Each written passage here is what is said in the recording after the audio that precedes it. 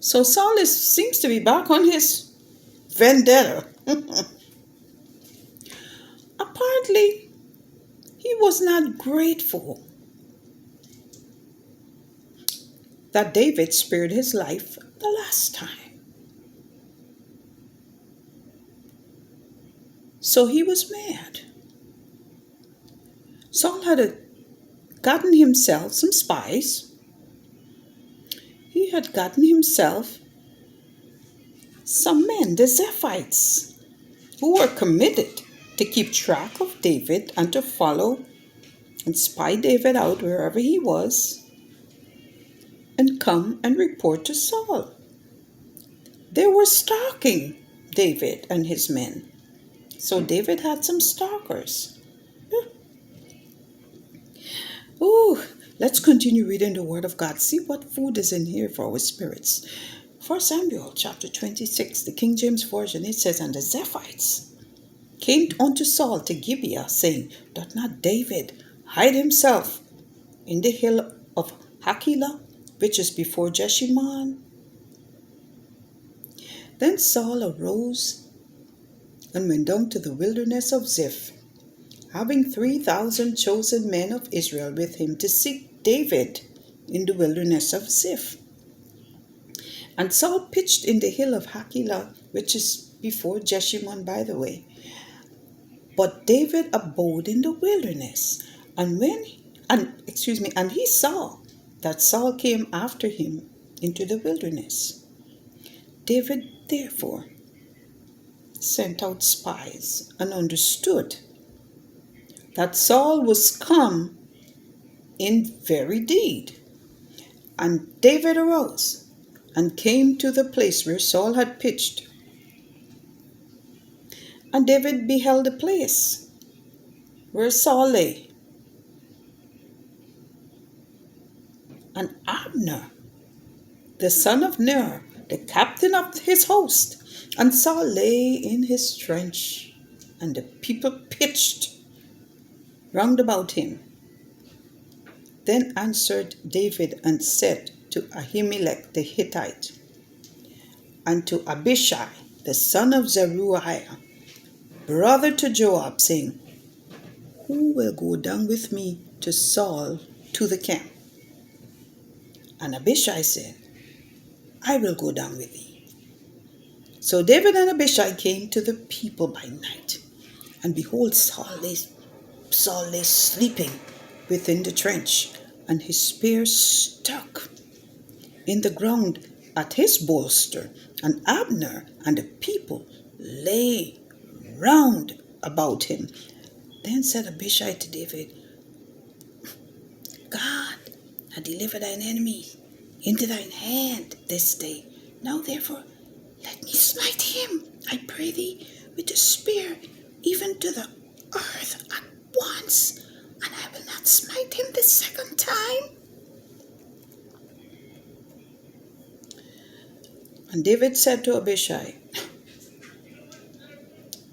Destroy him not, for who can stretch forth his hands against the Lord's anointed and be guiltless? David said furthermore, As the Lord liveth, the Lord shall smite him, or his day shall come to die, or he shall descend into battle and perish. The Lord forbid that I should stretch forth mine hand against the Lord's anointed. But I pray thee, take thou now the spear that is at his bolster and the cruse of water, and let us go. So David took the spear and the cruse of water from Saul's bolster, and they got them away. And no man saw it, nor knew it, neither awake, for they were all asleep, because a deep sleep from the Lord was fallen upon them. Then David went over to the other side and stood on the top of an hill afar off, a great space being between them. And David cried to the people and to Abner, the son of Ner, saying, Answerest thou not, Abner? Then Abner answered and said, Who art thou that criest to the king? And David said to Abner, art not thou a valiant man? And who is like to thee in Israel? Wherefore then hast thou not kept thy lord the king? For there come one of the people in to destroy the king thy lord. This thing is not good that thou hast done. As the Lord liveth, you are worthy to die, because you have not kept your master, the Lord's anointed. And now see where the king's spear is, and the cruse of water that was at his bolster. And Saul knew David's voice and said, Is this thy voice, my son David? And David said, It is my voice, my lord, O king. And he said, Wherefore that my lord does pursue after his servant? For what have I done? And what evil is in mine hand? Now therefore I pray thee, let my lord the king hear the words of his servant. If the Lord had stirred thee up against me, let him accept an offering.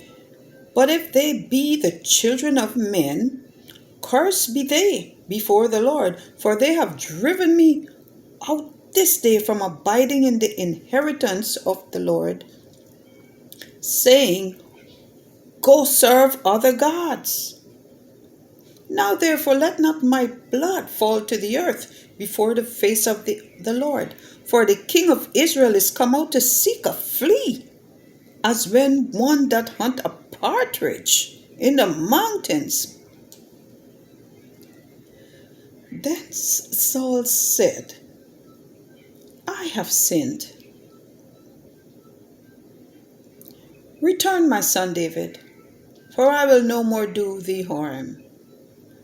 Because my soul was precious in thine eyes this day, behold, I have played the fool, and have erred exceedingly. And David answered and said, Behold the king's spear, and let one of the young men come over and fetch it. And the Lord render to every man his righteousness and his faithfulness. For the Lord delivered thee into my hand today. But I would not stretch forth mine hand against the Lord's anointed. And behold, as thy life was much set by this day in mine eyes, so let my life be much set by in the eyes of the Lord. And let him deliver me out of all tribulation. Then Saul said to David, Blessed be thou, my son David. Thou shalt both do great things, and also shalt still prevail. So David went on his way, and Saul returned to his place. Thus ends the reading of 1 Samuel chapter 26. Did you see how Saul has been prompted by the Zephites to go after David again? Go after David. We know where David is. Now Saul went back. After David spared his life, he went back. And he was not pursuing David. Here comes the blabbermouths, the ones who wants to see destruction, tempting the king. Go after David. We know where he is now. We can go back on our mission to destroy him. Hey! And Saul arose. And again, he almost got killed. If David had listened to Joab's brother who was with him, Abishai said, David, let me kill him for you.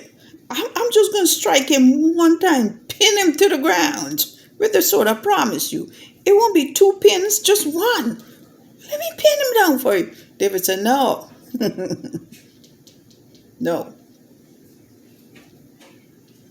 You can't touch the Lord's anointed and not be punished, not be guiltless. So David was also helping Abishai. He said, no, we will not touch him. We'll just take his spear that's in his bolster and we'll take his water. David spared his life again.